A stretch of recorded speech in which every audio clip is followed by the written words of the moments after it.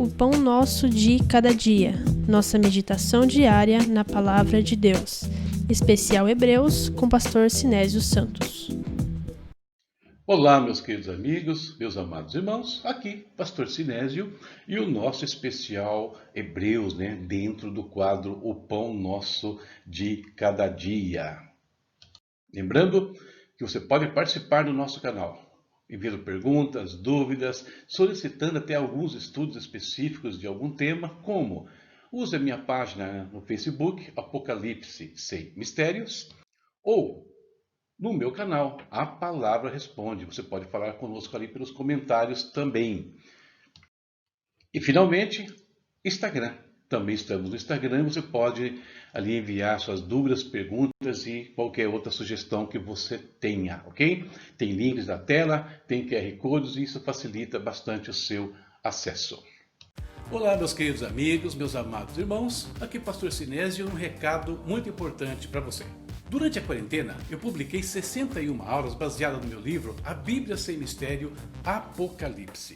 Agora, terminadas as aulas, eu gostaria de oferecer a vocês a oportunidade de adquirirem esse material, o comentário versículo por versículo do Apocalipse, com introdução à escatologia, com um desconto significativo e sem frete. Sim, é isso mesmo. Você pode adquirir esse livro com 20% de desconto e sem frete para todo o Brasil. Como? Muito simples. Acesse o link que está aqui na tela ou pelo WhatsApp também. Os primeiros 20 compradores vão receber também outro livro meu, Primícias, a Oferta Sacerdotal.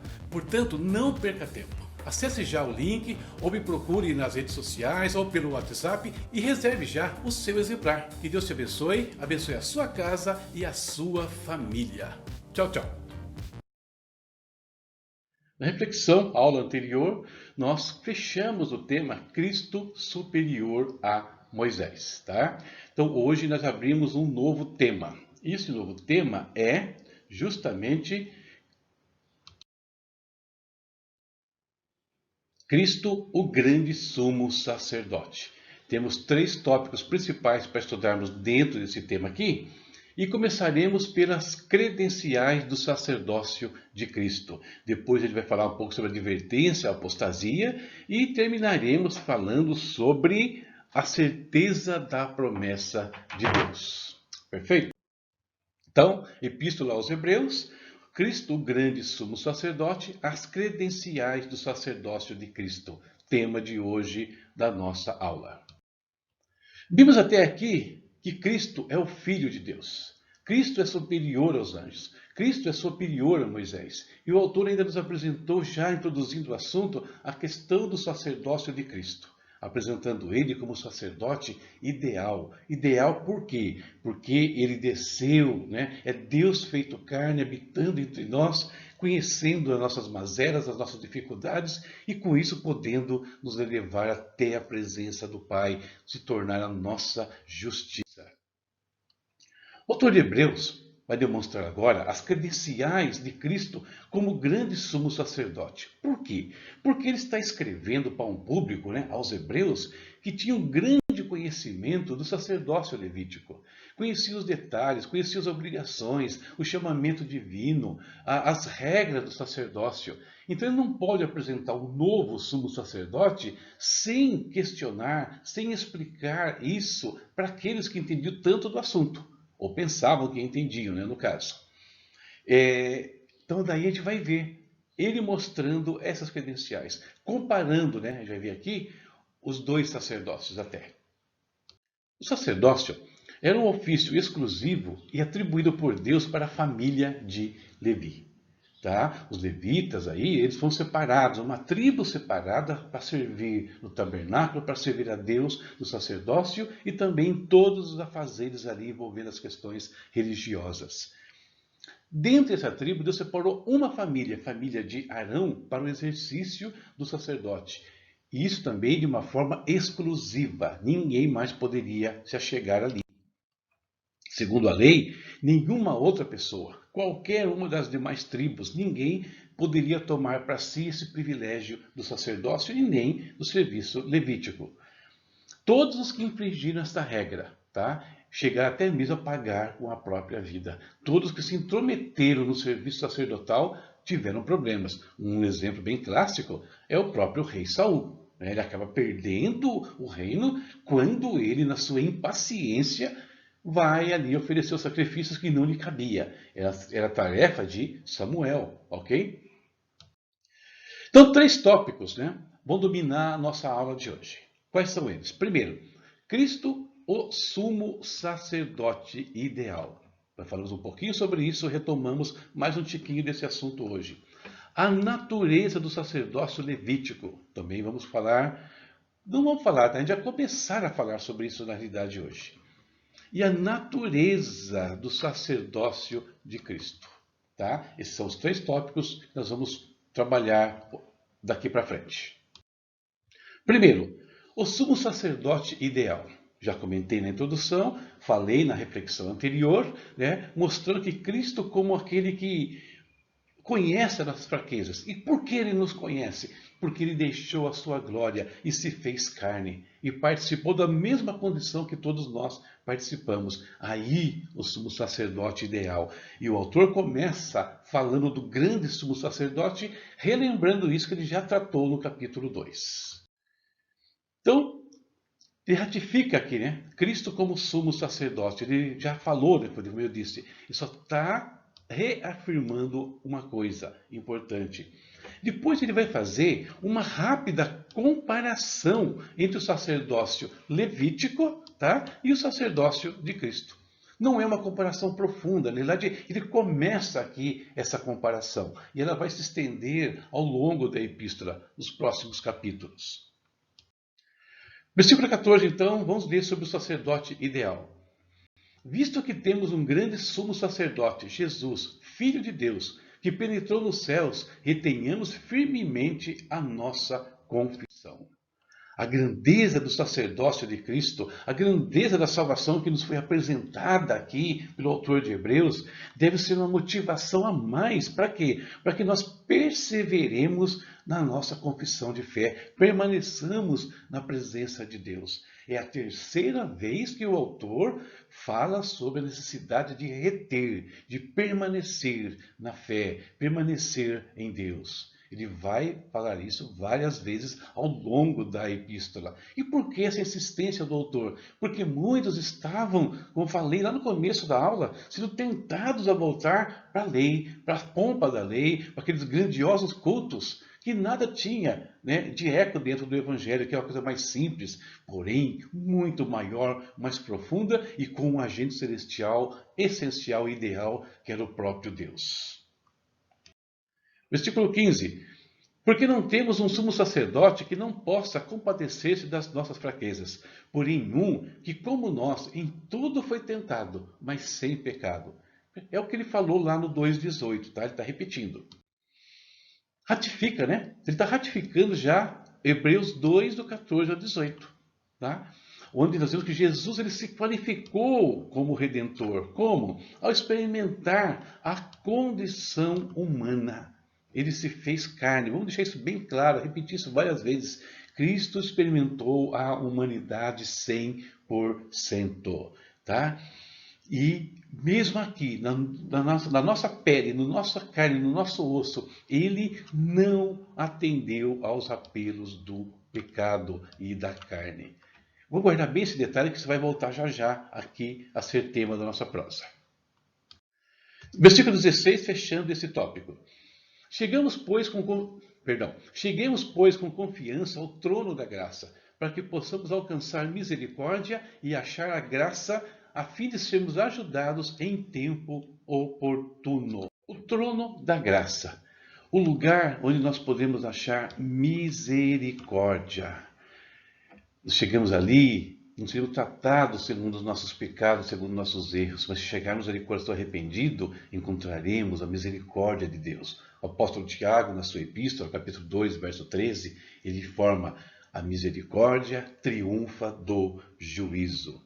O lugar onde podemos achar socorro para as nossas fraquezas. Vimos aí, temos um sacerdote que conhece as nossas fraquezas. Por quê? Porque ele esteve aqui.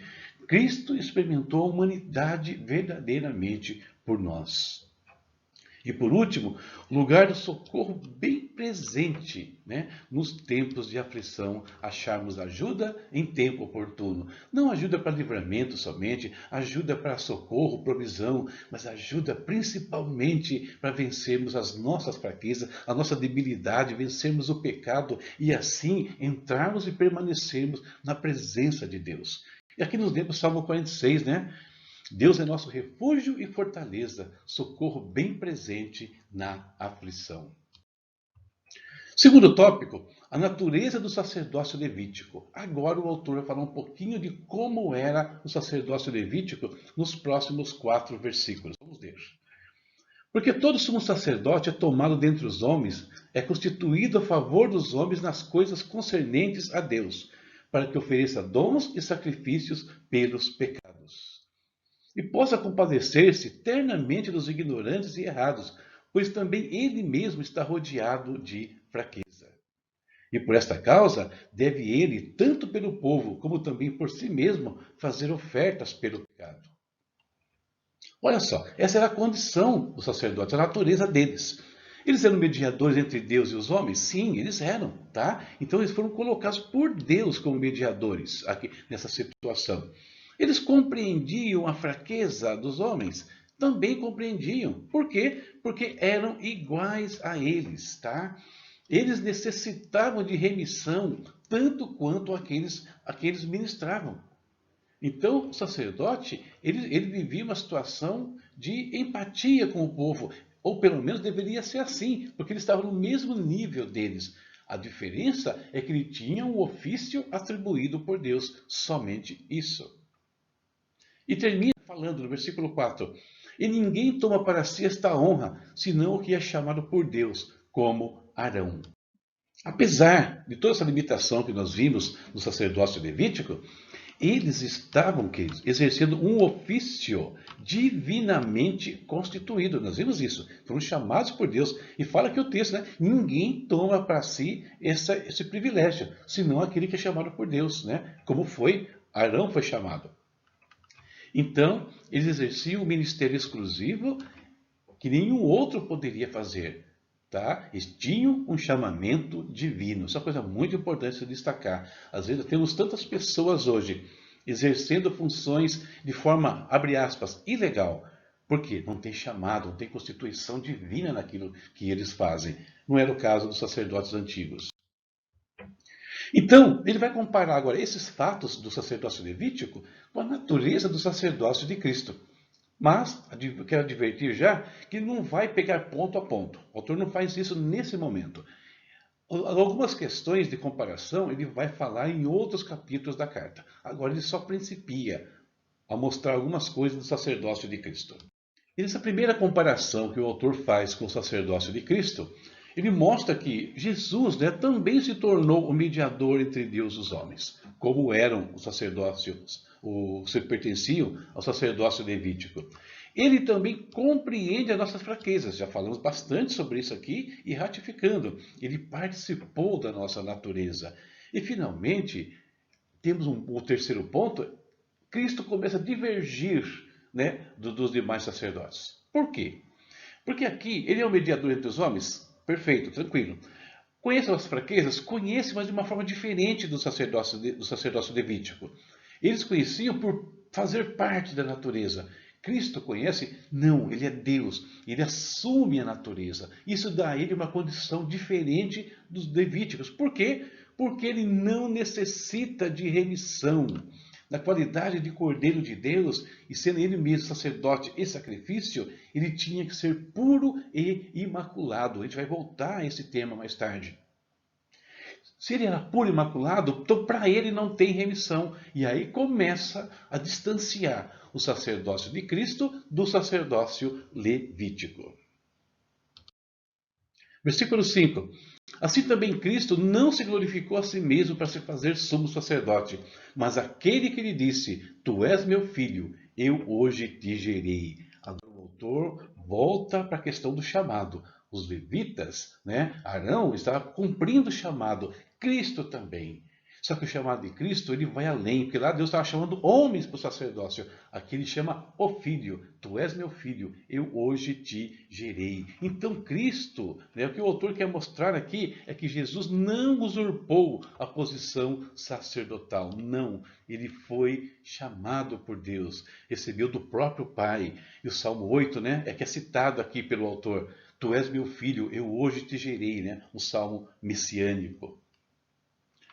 Continuando, versículo 6. Como também diz no outro lugar, tu és sacerdote eternamente. Ele começa a dar alguns detalhes a mais. Segundo a ordem de Melquisedeque. O sacerdócio de Cristo, queridos, né? Então o que o autor está dizendo? Pertence a uma ordem superior. Ele não vai falar mais do sacerdócio levítico, mas sacerdócio segundo a ordem de Melquisedeque. Né? E interessante que esse sacerdócio, ele fala eternamente, ou seja, um sacerdócio que extrapola o tempo terreno aqui e, como vimos, penetra nos céus. Então ele vai mostrar características totalmente diferentes, ou seja, onde o sacerdócio levítico exercia seu ofício como sombra de algo muito maior e perfeito que estava se cumprindo, se cumpria na pessoa de Jesus Cristo. Versículo 7. O qual, né, falando de Jesus, nos dias da sua carne, oferecendo com grande clamor e lágrimas, orações e súplicas ao que o podia livrar da morte, foi ouvido quanto ao que temia. Olha que ponto interessante. Os sacerdotes aqui, os levitas, eles eram tomados dentre os homens, né? No capítulo 8, o autor vai inclusive mostrar mais sobre essa questão, para que tinha que ter muitos, por quê? Tinha que ficar trocando, porque eles morriam. Mas não é o caso de Cristo. Cristo, ele venceu a morte. Ele não está sujeito, né, a uma situação temporal, de ter que ficar trocando. Não, ele é um só, eterno. Então, a partir do sacerdócio de Cristo, esse sacerdócio elevado, segundo uma ordem diferente, Melquisedeque, então foge, né? Vai subir e muito o grau do sacerdócio exercido por Cristo em relação a nós, comparado ao sacerdócio levítico. Versículo 8. Ainda que era filho, aprendeu a obediência por aquilo que padeceu. Do que ele está falando? O autor está falando da jornada de Cristo. Tá? Jornada, aqui no caso, vai começar nos céus, tá? E ele vem para a terra. Ou seja, saindo da glória e assumindo a condição humana caída aqui. Não na natureza de pecado, digo, mas na natureza humana, limitada. Imagina Deus se tornando homem, né? Vai falar desse nascimento que ele passa até a morte e morte de cruz. Da ressurreição dele ao retorno aos céus, onde nós vimos aqui na própria Epístola aos Hebreus, onde ele se assentou à destra da majestade. Então, ainda que era filho, aprendeu obediência por aquilo que padeceu. Jesus veio aprender a humanidade, aprender a obedecer. Então, ele pode nos socorrer na nossa dificuldade de obedecer? Pode, porque ele esteve aqui e conseguiu obedecer. Ele vai nos livrar da incredulidade, da desobediência, do endurecimento do coração? Sim, ele é o nosso socorro bem presente na aflição. Versículo 9, chegando quase no fim. E sendo ele consumado, veio a ser a causa da eterna salvação para todos os que lhe obedecem. O outro ponto de destaque entre os dois sacerdócios, Levítico e o de Cristo, é o resultado. Qual é o resultado do sacerdócio levítico? A gente vai falar sobre isso mais à frente, até no capítulo 10 também. Ou seja, sacrifícios repetitivos, porque não resolviam o problema. Okay? E o resultado do sacerdócio de Cristo?